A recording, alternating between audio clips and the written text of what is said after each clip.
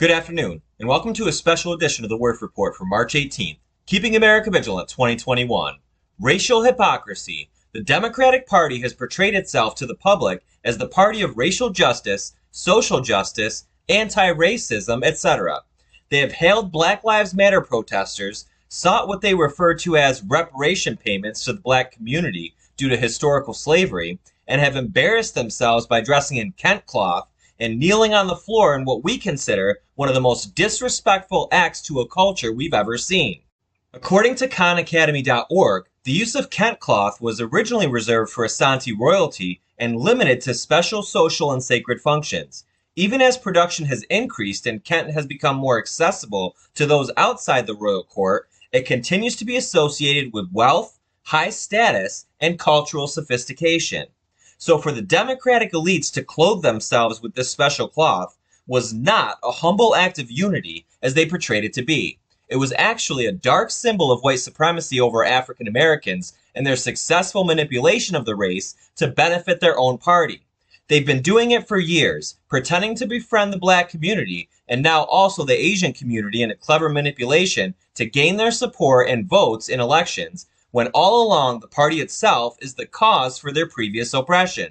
For example, Louis Gohmert of Texas has pointed out that the Democratic Party platform of 1840, 1844, 1848, 1852, and 1856 clearly stated, quote, "All efforts of the abolitionists or others made to induce Congress to interfere with questions of slavery are calculated to lead to the most alarming and dangerous consequences, and that all such efforts have an inevitable tendency to diminish the happiness of the people and endanger the stability and permanency of the Union, and ought not to be countenanced by any friend of our political institutions."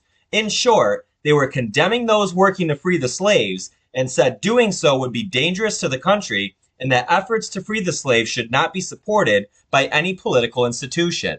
This is the party working to divide our country at this very moment by our race, by working tirelessly to pit the black man against the white man, and now Asians against the white man, and vice versa. They are the ones who stood in the way of freeing the slaves all those years ago. They fought to keep slavery legal. How dare they say these things today with regards to cases like George Floyd and Breonna Taylor? How dare they support Black Lives Matter, and how dare Black Lives Matter willingly associate themselves and partner with the very party that kept their ancestors slaves? The organization Black Lives Matter is a fraud for this reason. They are not about black lives, because if they were, they would have supported Donald Trump and the Republicans. That is the party that worked to give their ancestors the freedom they fought so hard for. Can you imagine their ancestors today? What they would say? These people suffered captivity, torture, beatings, and risked their lives to escape their slave owners just to gain the freedom that African Americans have today.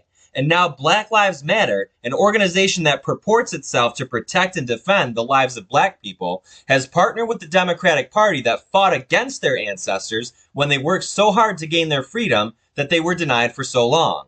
It's disgusting. And here's the worst part. Black Lives Matter served as a vehicle, especially in the state of Georgia, to execute the election fraud that took place in the 2020 election. The Democrats played Black Lives Matter, and now they are seen as a joke. They promised them all these wonderful things if they helped them get rid of Donald Trump, and now they realize they were duped.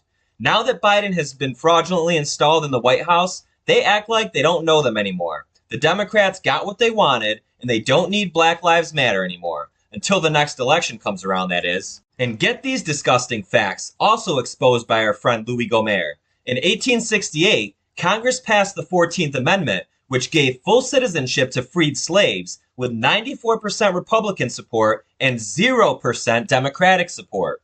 In 1870, Congress passed the 15th Amendment, which gave freed slaves the right to vote, with 100% Republican support and 0% Democratic support. In 1902, an effort was passed almost exclusively by the Virginia Democrats that reduced the number of eligible black voters from about 147,000 in 1901 to only 10,000 in 1905. Talk about voter suppression, people. And in 1924, the Democrats held their Democratic National Convention in New York City at Madison Square Garden.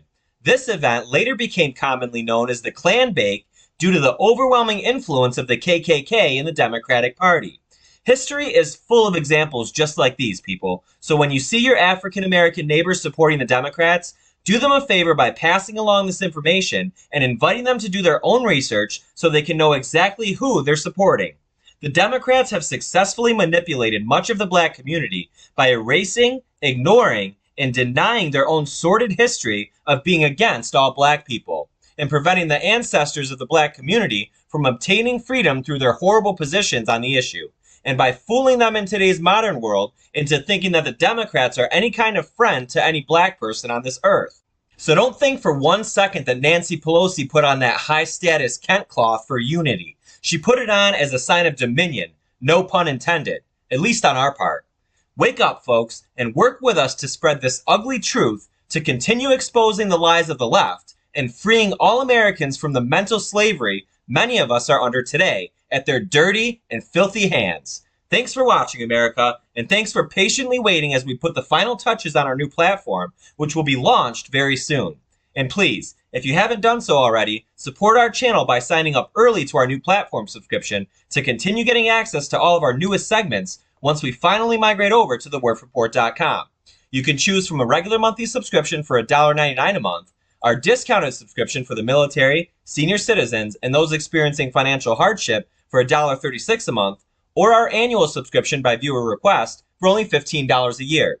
You do not need a PayPal account to subscribe. Simply click the PayPal button on the subscription page at thewerfreport.com and then click either Guest Checkout or Pay with Credit or Debit Card, whichever option shows up on your screen.